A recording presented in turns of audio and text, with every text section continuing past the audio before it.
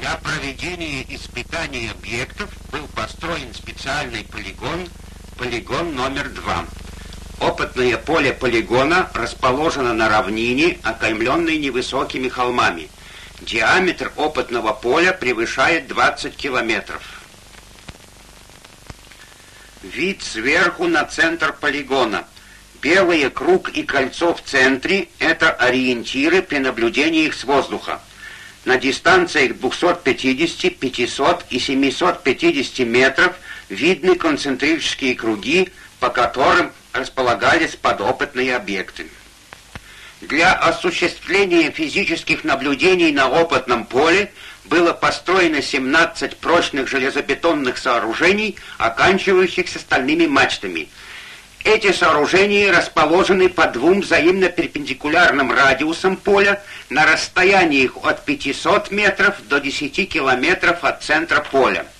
6 таких сооружений, находящихся на расстояниях 1800 метров, 3 километров и 5 километров от центра поля, специально рассчитаны для производства оптических наблюдений.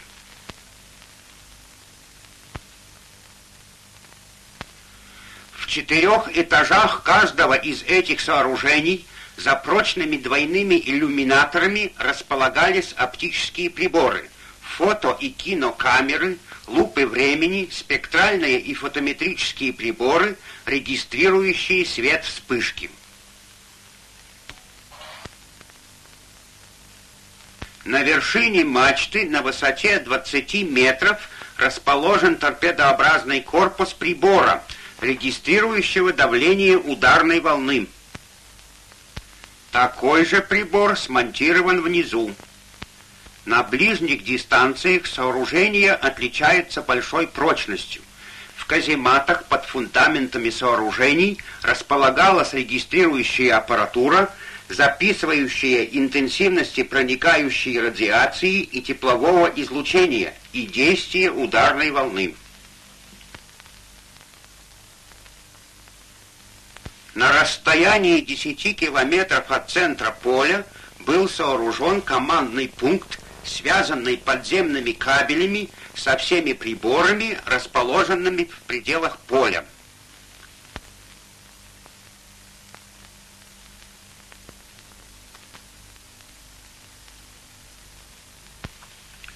В помещении командного пункта был установлен автомат поля, обеспечивший включение всех приборов.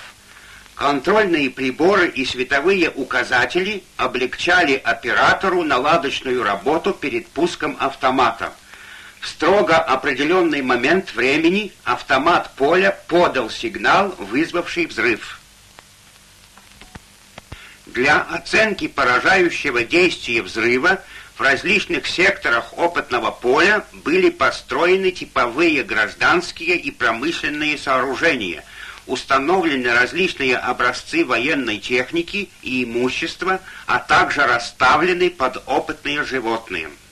В секторе промышленных и гражданских сооружений на дистанциях 1200 метров и 800 метров были построены 2 кирпичных трехэтажных дома с толщиной стен от 2,5 до 3,5 кирпичей. На дистанции 500 метров было выстроено каркасное здание промышленного цеха. На дистанциях от 3 километров до 800 метров были построены щитовые и брусчатые дома. На расстоянии 500 метров от центра поля был сооружен железнодорожный мост с 23-метровой фермой.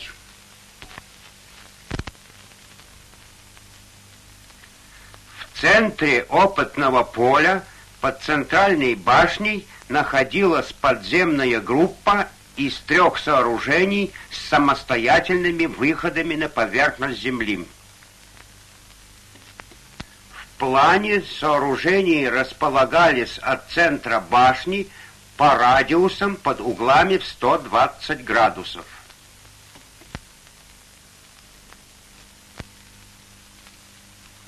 Каждое сооружение представляло комбинацию из железобетонного оголовка входа, шахты с сечением 2,33 на 2,20 метра и тоннеля. Тоннели располагались на 3 различных заглублениях на 10, 20 и 30 метрах и имели различные типы несущих конструкций одежд. Тоннель на 10-метровой глубине имел длину в 56 метров и состоял из 4 секций. Первая секция протяжением в 20 метров и пролетом 5,5 метра имела бетонную одежду с толщиною стен в 1 метр и в замке свода 0,5 метра.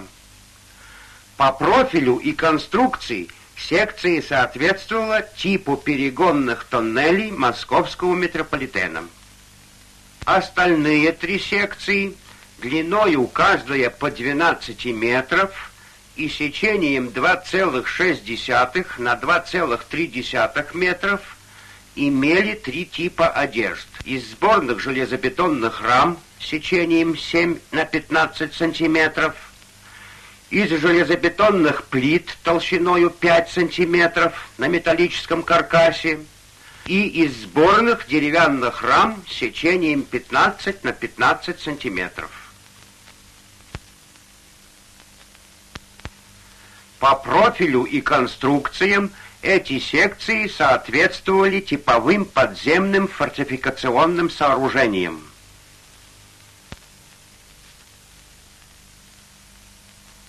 Тоннель на 20-метровой глубине отличался от предыдущего тем, что первая 20-метровая секция пролетом в 5,5 метров делилась на 2 равных участка. На участок с бетонной одеждой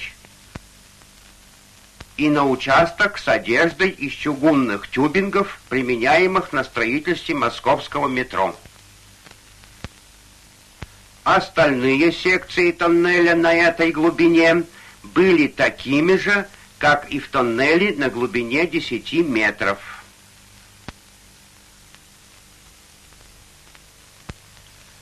Тоннель на глубине в 30 метров отличался от 2 предыдущих только устройством первой секции. Эта секция длиною в 20 метров и сечением 2,6 на 2,3 метра имела монолитную железобетонную одежду толщиною в 30 сантиметров.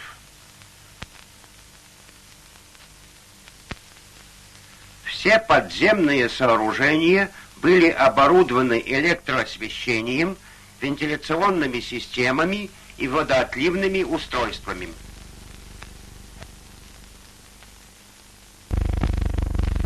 В артиллерийском секторе поля на дистанции от 250 до 1800 метров было установлено около 100 орудий и минометов.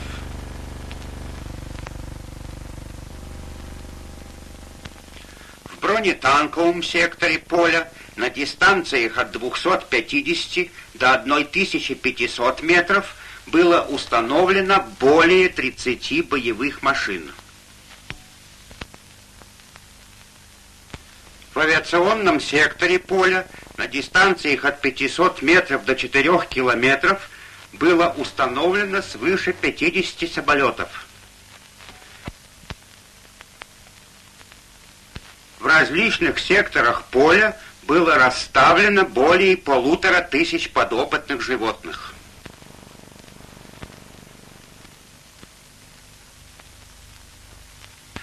В центре опытного поля была сооружена стальная башня высотою в 37 метров. Рядом с ней была построена мастерская, в которой производился монтаж испытуемого изделия перед опытом.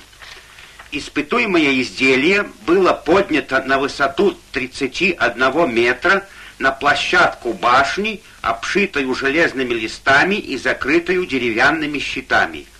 Последние операции по подготовке изделия к опыту производились на этой площадке. В день опыта было пасмурное утро. Нижняя кромка туч проходила на высоте 2300 метров. За 12 минут до момента испытания по хронометру был пущен в ход автомат поля. За 4 секунды до взрыва начали подаваться предупредительные сигналы времени, 2 длинных и короткий.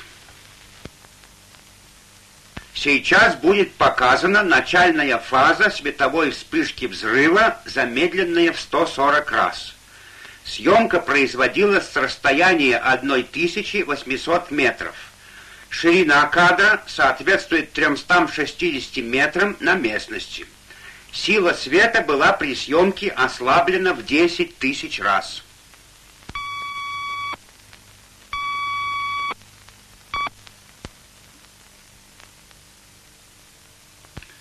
В течение первой вспышки, длившейся менее 15 тысячных долей секунды, светящаяся область расширялась вначале со скоростью около 200 км в секунду. Затем эта скорость упала до 3 км в секунду. Температура поверхности светящейся области достигла 25 тысяч градусов. После притухания, причина которого пока еще не ясна, свечение вновь разгорелось, но значительно медленнее. Температура в светящейся области достигла 4500 градусов. Через 0,6 секунды после взрыва поперечник светящейся области достиг 400 метров, а температура упала до 3000 градусов.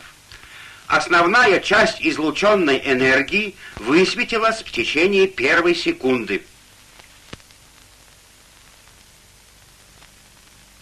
Повторяем демонстрацию начальной фазы развития взрыва.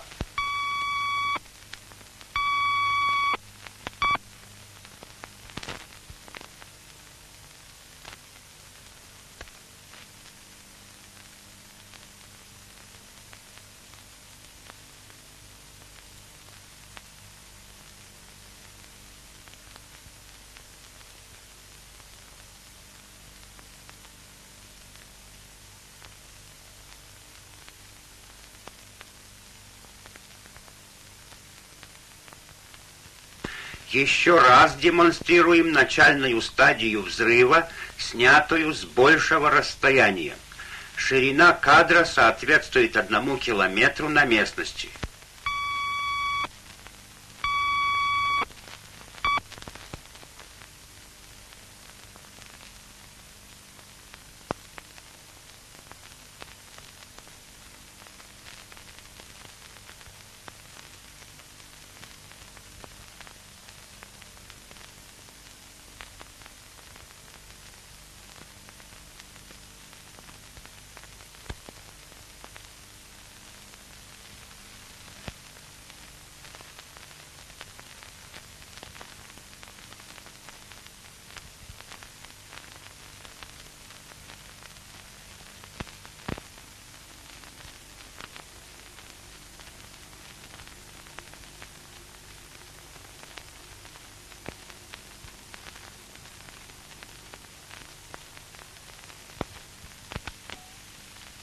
Последующие стадии явления сняты с нормальной скоростью с дистанции 5 километров. Ширина кадра соответствует 3200 метрам на местности в районе взрыва. Съемка началась через 2 секунды после начала явления. Раскаленные газы, поднимаясь вверх, медленно остывали и заволакивались дымом. Последние проблески света были видны в шапке облака через 18,5 секунд после взрыва. За шапкой облака восходящими потоками воздуха увлекались вверх тучи пыли. Шапка дымового облака поднималась вверх со скоростью около 60 метров в секунду. К моменту входа в тучи объем шапки дымового облака достиг 3/4 кубического километра. Тучи препятствовали наблюдениям за дальнейшим подъемом облака, и полную высоту его определить не удалось. Расширяющийся столб пыли сносился ветром в сторону.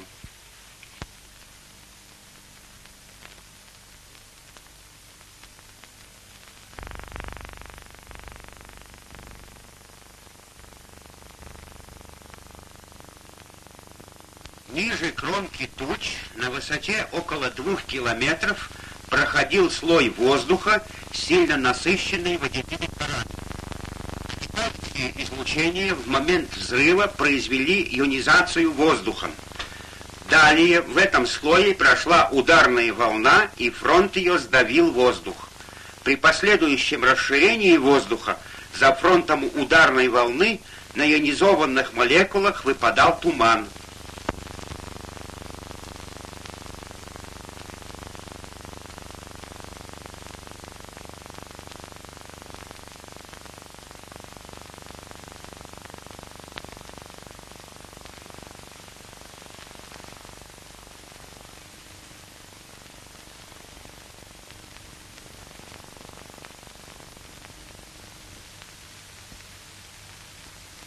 Следующие кадры сняты с дистанции 3 километров. Ширина кадра соответствует 900 метрам на местности. Съемка зафиксировала ударную волну, бегущую по земле.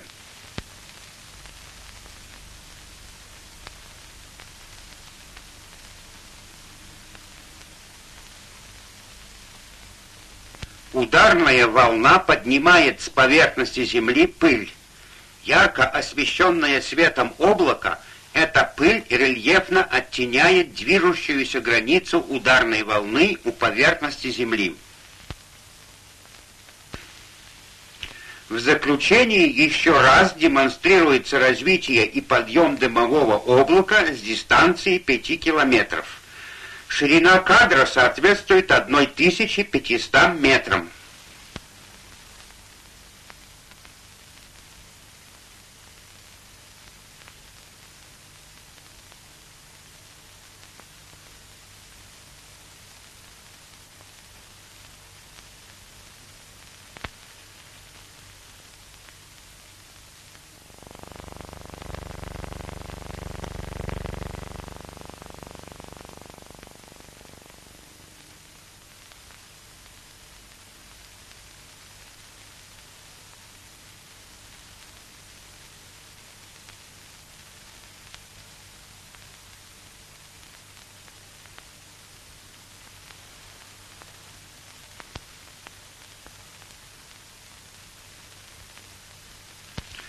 Вид сверху на центр полигона после взрыва.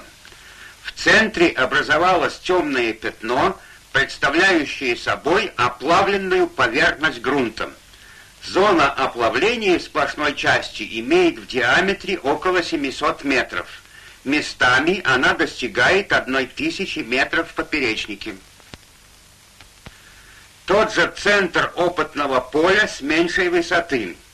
Видны места, где находились центральная башня и монтажная мастерская. На следующем кадре видно поле с наиболее широкой зоной оплавления грунта. На переднем плане находятся 2 приборные башни.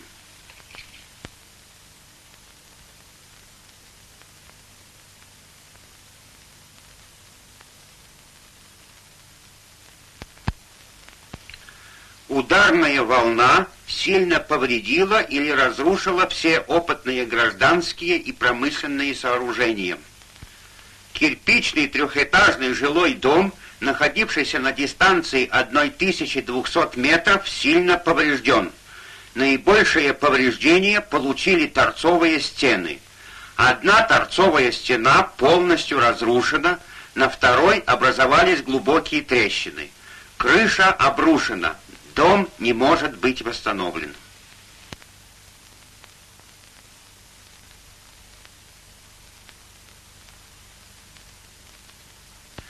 Кирпичный трехэтажный жилой дом со стенами толщиною в 3 и 3,5 кирпича на дистанции 800 метров полностью разрушен. Все наружные и внутренние кирпичные стены, деревянные перекрытия и перегородки разрушены во всех этажах.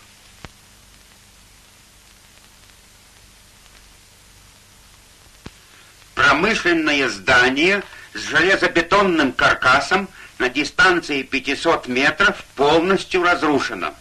Железобетонные рамы сечением 70 на 40 сантиметров разбиты.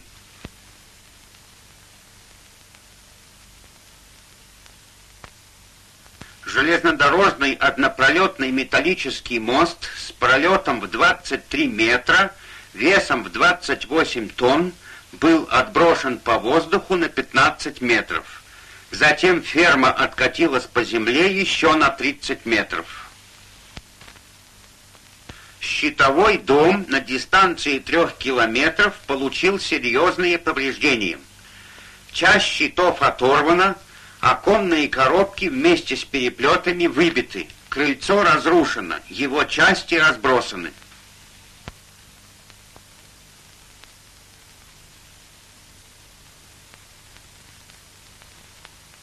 Щитовой дом на дистанции 2 километров разрушен. В стене главного фасада все щиты, за исключением 2 средних, опирающихся на внутреннюю перегородку, вдавлены внутрь дома и перебиты посредине. Щиты на боковых фасадах вдавлены внутрь или выброшены наружу. Крыша продавлена. Брусчатый дом на дистанции 1200 метров разрушен. Все венцы наружных стен сдвинуты со своих мест. Потолок и балки чердачного перекрытия разрушены. В результате опыта сильно пострадали также и подземные сооружения. Давлением мощной взрывной волны и сотрясением почвы сооружения на всех глубинах оказались разрушенными. На 10-метровой и 20-метровой глубинах вся подземная часть и стволы шахт полностью выведены из строя.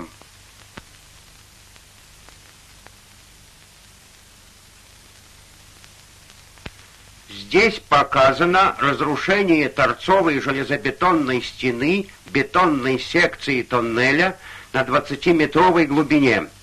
Вход в тоннель полностью выведен из строя. Та же бетонная секция с разрушенным сводом тоннеля.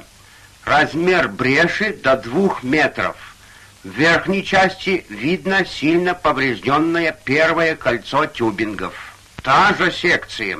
Через образовавшуюся брешь внутрь тоннеля обрушилась порода.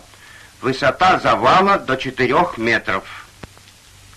В тюбинговой секции на 20-метровой глубине тюбинги получили трещины, болты срезаны.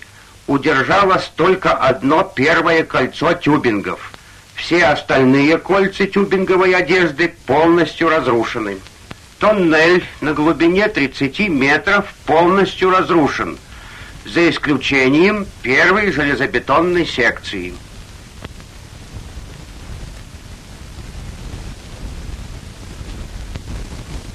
Эта секция получила серьезные повреждения несущей конструкции. В верхней части одежды тоннеля образовалась сквозная трещина с провисанием перекрытия вовнутрь тоннеля. Тоннель залит водой на глубину 1 метра. Броневая дверь заклинена. Внутреннее оборудование выведено из строя. Сечение тоннеля на глубине 30 метров. Видны разрушенные железобетонные рамы одежды тоннеля. Тот же тоннель. Разрушение секций из сборных железобетонных рам. Завал тоннеля. Тот же тоннель. Вид на разрушенные стойки рам. Таким образом, вся подземная группа сооружений оказалась полностью выведенной из строя.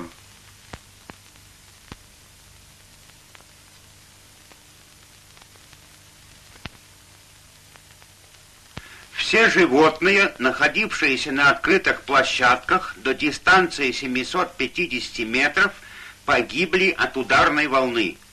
От лучистой болезни погибли все животные, находившиеся на открытых площадках до дистанции 1500 метров.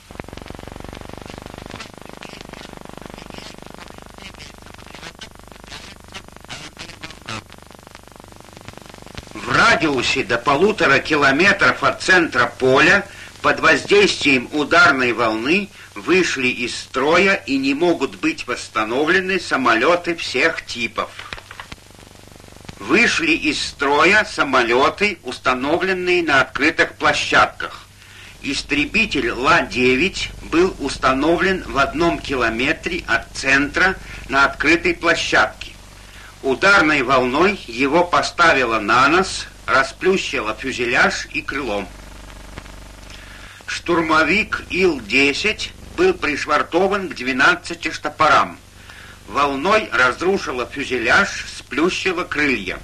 Краска по левому борту фюзеляжа и обшивка рулей обгорели.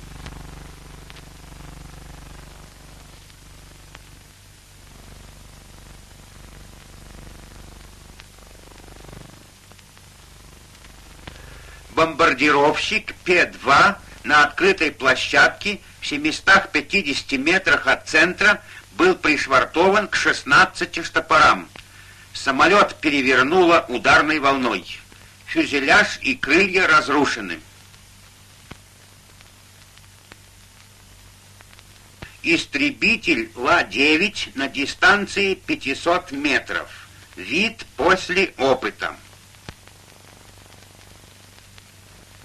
Вышли из строя самолеты, установленные в укрытиях.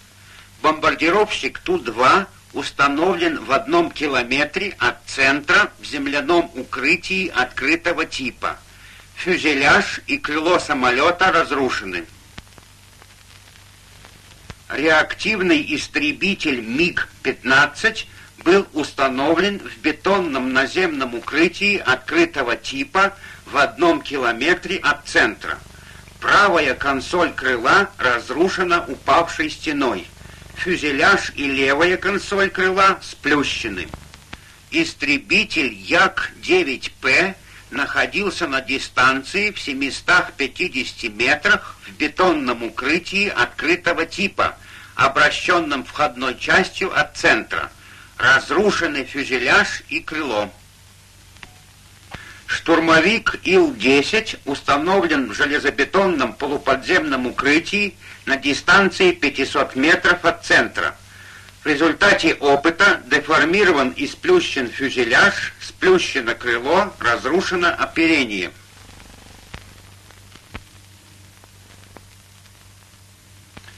Средние и мелкие повреждения получили почти все самолеты, стоявшие на открытых площадках на дистанции до 4 километров.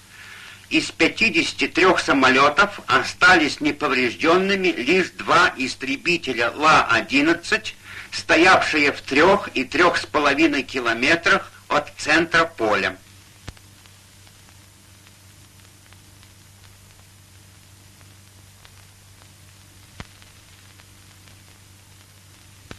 Бронетанковая техника частично выходит из строя на дистанции до 500 метров.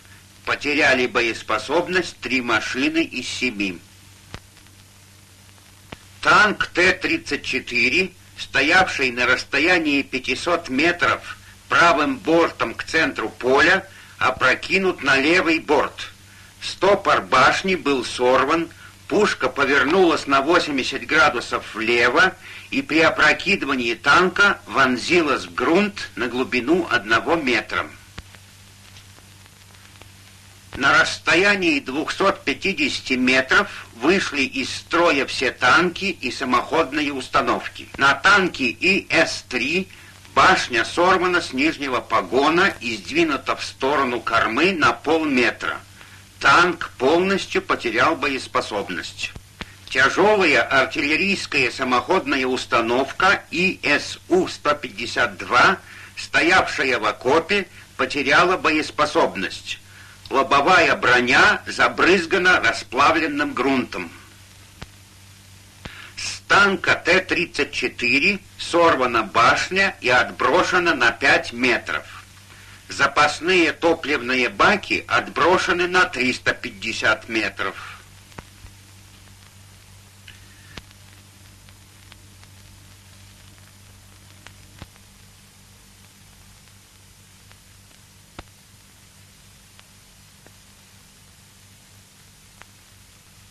Артиллерийское вооружение получило серьезные повреждения до расстояния 500-550 метров.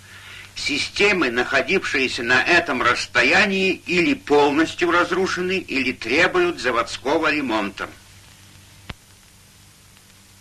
Минометная установка БМ-3112 разрушена. Здесь показана автомашина, с которой сорваны направляющие.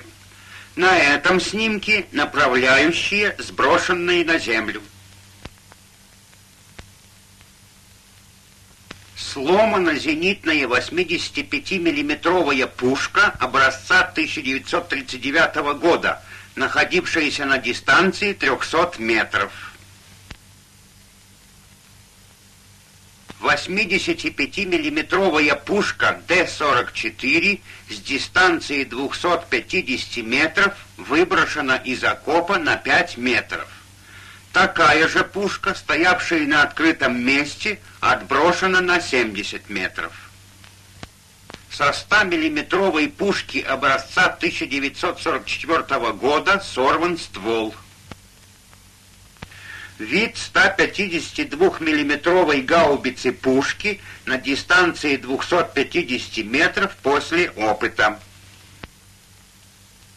Универсальная 76-миллиметровая арт-система 34К, установленная на дистанции 300 метров, полностью выведена из строя. Сорван и разбит на куски щит, разбиты все механизмы наведения и прицелы.